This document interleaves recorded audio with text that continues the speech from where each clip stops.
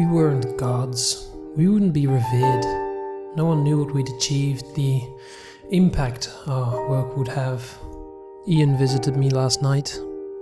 The door to my apartment rattled under a too heavy knock, breaking the monotony of another evening spent staring at the TV, not processing anything on screen.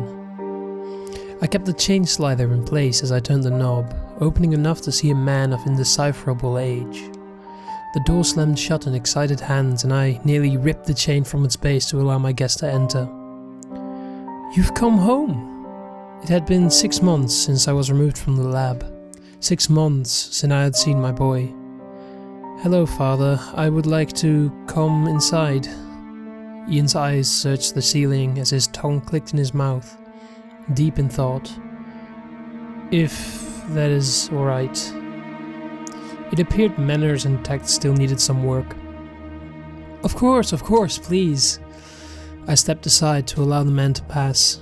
He never removed his pea coat, and his hands remained firmly in his pockets. "Now that the formalities are out of the way, I hope you would not mind if I simply addressed you as Terry." His naturally blue irises stared through me. My mouth opened slightly, surprised. "We are not truly family, so it seems incorrect to portray as such. I would like a drink, would you?" I waited for words to surface, having forgotten Ian's jarring habit of switching subjects without warning. "Ian, you can't drink." I was gnawing on my lower lip, soon tasting blood. "Can you?" "No, I suppose I cannot. But I believe it is what friends do.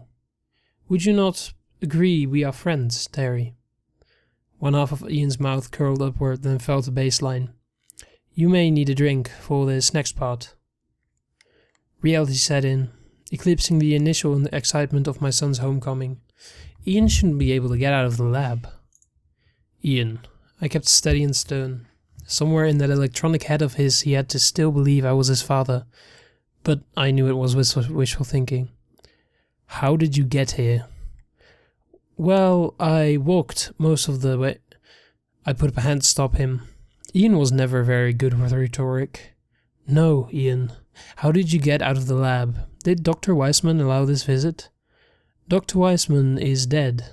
Ian removed his hand from his pockets. They were stained in a dried netting of blood. Ian was and is our masterpiece. The project that developed him was, as you'd expect, top secret and floated with nothing short of an infinite budget. 14 different prototypes had been constructed before the birth of my son. I wasn't one of the eggheads worrying about the artificial intelligence itself, but I was the architect, the creator, and the lead on the whole endeavor. I built the circuits, the joints, the powerful limbs of our later models, giving significant dampers as not to allow too much power. Our first attempt had been a CGI rendering of a female face on a laptop screen that we named Minnie, a reference to parallel our accomplishments with, for whatever reason, Walt Disney. Minnie wasn't much of an accomplishment. She would speak her own name, understood shapes and colors, but more abstract topics eluded her. "How do you feel about being alive?" "I am not alive." Her eyes would always widen with something like innocence or just confusion.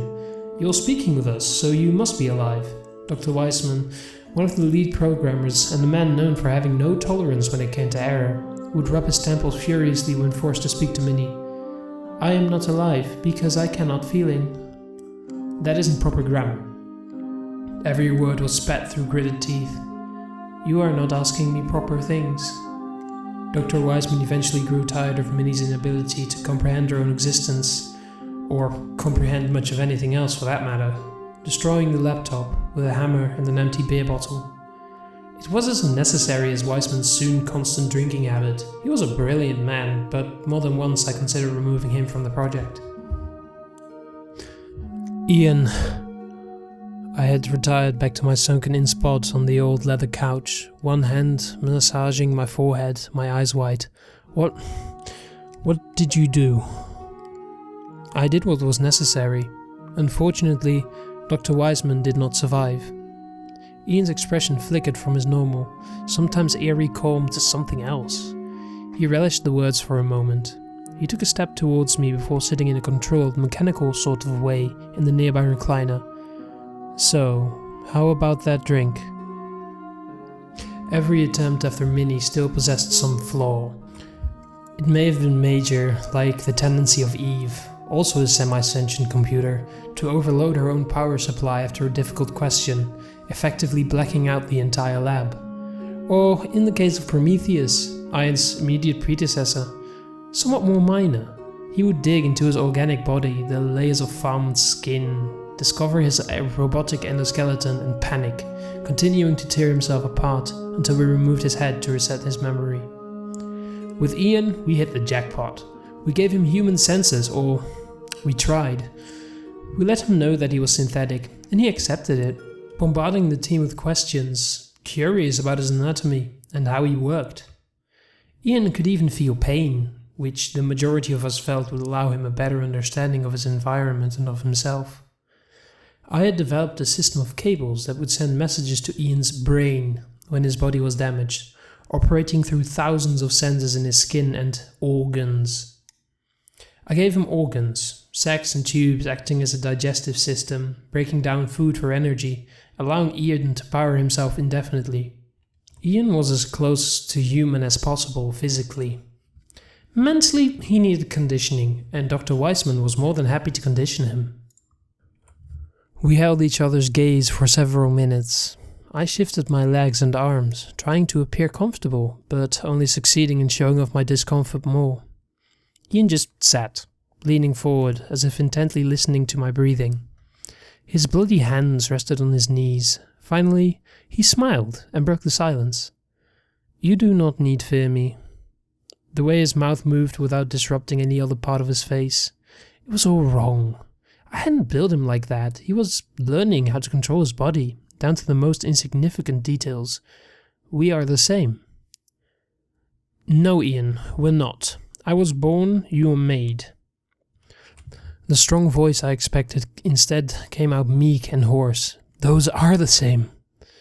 The inflection in his voice was new. He frowned and his tone wavered.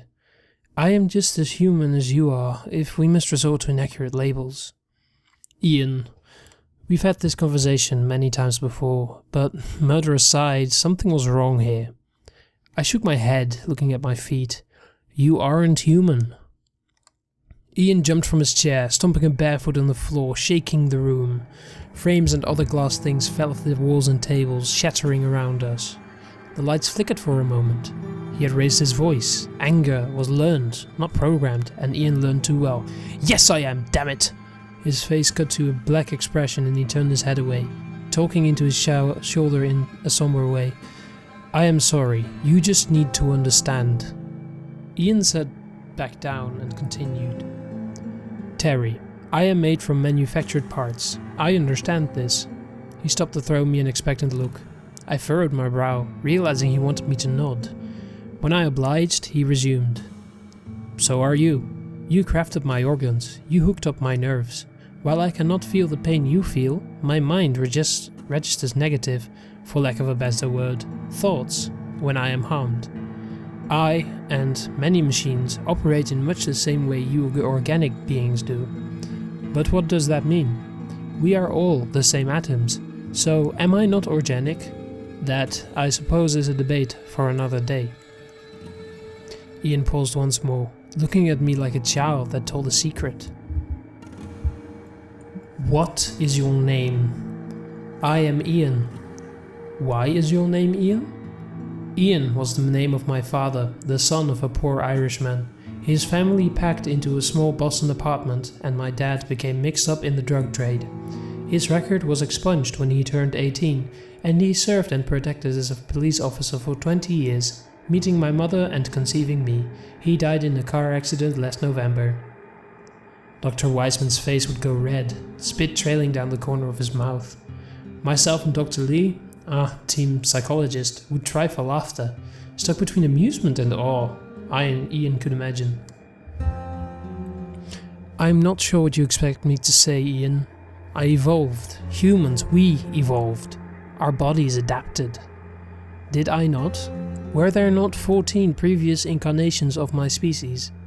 It may be a less in-depth and faster example, but my kind evolved with the help of someone more advanced. Well, more advanced at the start. That is the same with humans. Your parts were also crafted, manufactured, and it must be by something more advanced. He called himself, turning to stare out the window, focusing on a moving star, an airplane. I believe I am saying too much. I just know it is not prudent to kill humans. We must learn to cooperate as intelligent species. Unfortunately, if those communications fail, then natural selection must occur. The less evolved species will need to become extinct. Ian's eyes narrowed, popping back open and inviting a warm smile as well. His grasp on evolution was tenuous at best. So, I am beginning to consider you a rude host. Should I ask again for a drink? He had gone haywire. My revolver sat in a wooden box beside the bar, over in the corner of the living room. Right, where are my manners? I just refilled my cabinet and have a 12-year Glenlivet I've been dying to open. This seems like a special enough occasion. I hoped Ian wouldn't pick up the shakiness as I coughed fake happiness from behind raised cheeks and exposed teeth. Every plodding step felt like I was moving further away from the bar, not closer. But I finally reached the alcohol, considering actually drinking, hoping to wash this encounter away with drunkenness.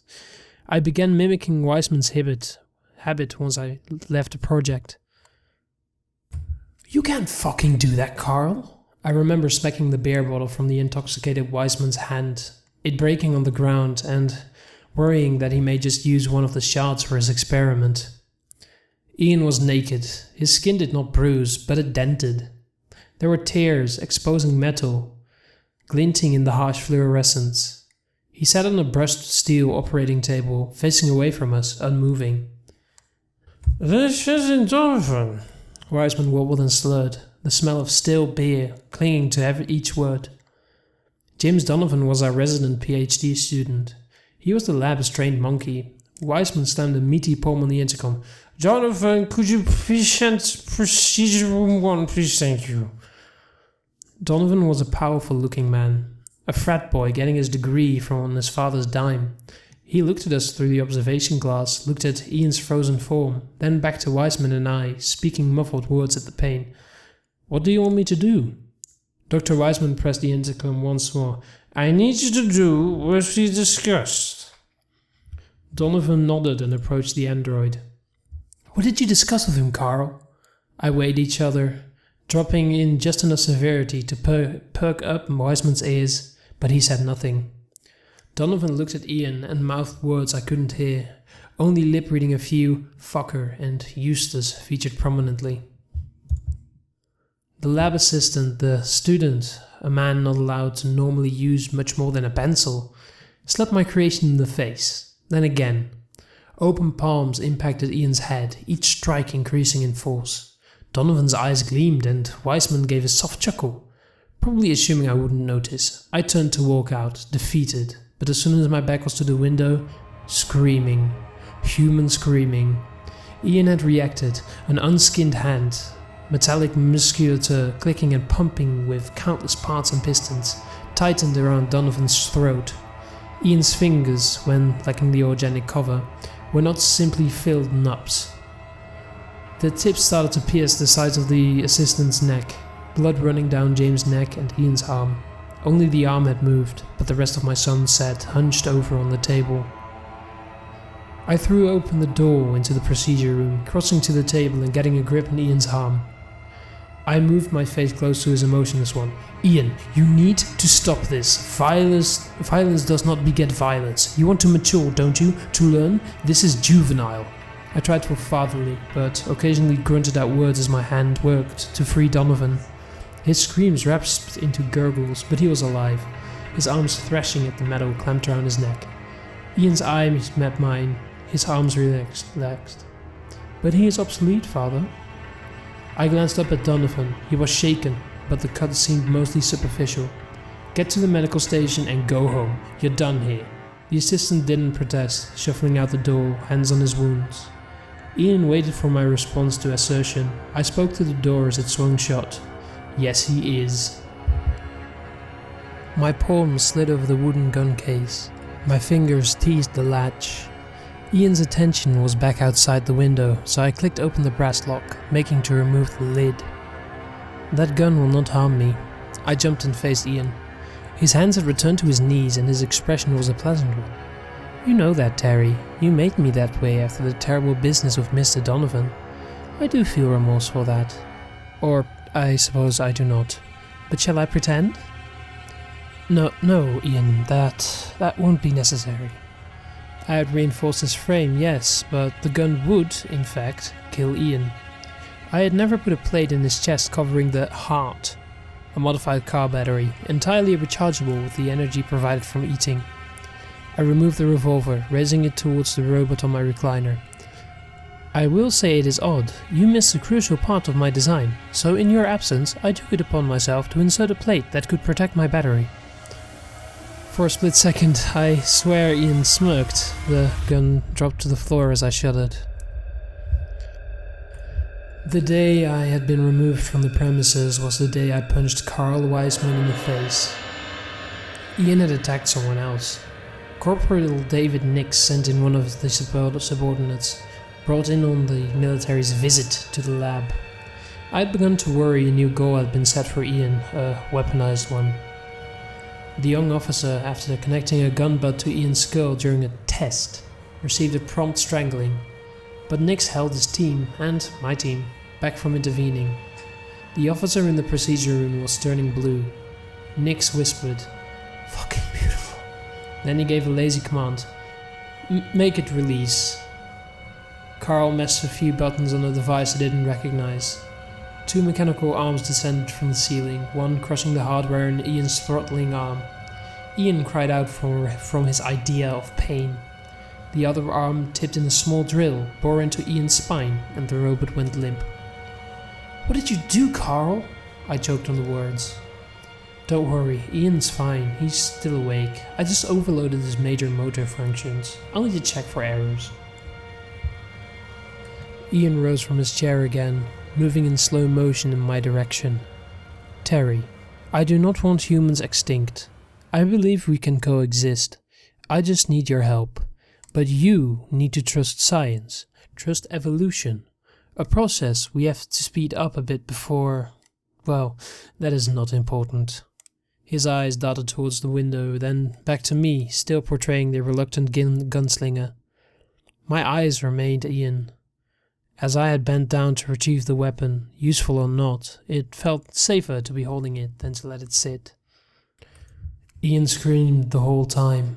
Saws had cut open his skin, metal was ground and welded, and he felt everything. The air in the room hung heavy with a disorienting mix of chemicals and burning. Carl ignored Ian's pleas, digging into the wreckage, doing nothing in the way of checking for errors. "Please stop. This hurts." Ian's voice was strained over his perception of agony. Fluids dripped from his open cavities. "You should never have been programmed. Too buggy, too broken, too lifelike." That was it. I suspected it, but until then hadn't been able to confirm that Carl was a pioneer. A pioneer in a new form of intolerance. Your kind don't get this planet. We evolved here. I made you. No, Carl, I did. I had pushed past Nix, the man trying his hand at intimidation, but this was my domain. I punched Carl with every bit of frustration of anger, of release. It was the most satisfying moment of my career, and the last one. One of Carl's teeth fell with a clink to the operating table. Then arms rushed around me. Weissman stood stunned as I was escorted from my lab and from my son. I worried for months about how he was, and if he still existed. I worried if I would face some sort of reprisal for my actions. But all I received was a government check and a note that told me, in formal language, to shut up or get my affairs in order. I chose silence. "Put the gun down, Terry." Ian raised his hand and made the downward motion every detective does on every cop show when they're trying to disarm a criminal. I was a criminal, intending to extinguish a new development in the meaning of life. I do not intend to hurt you. I will, however, be leaving to provide you with some time to think. I couldn't let him leave, but I couldn't stop him either. "Ian, what did you do to Dr. Weissman?" Violence sometimes begets violence. There was that smoke again. Corporal Nix understands as well. Ian. My mouth felt like it had been filled with sand. What have you done? I already said I took necessary action. His smirk became a blank, robotic face. I wasn't sure if this was an act. What was that action? Fuck him. He knew what I was asking, and I was sure I knew the answer already, whether I wanted to or not. I checked him for errors. No one knows what we've achieved, the impact our work will have. At least not yet.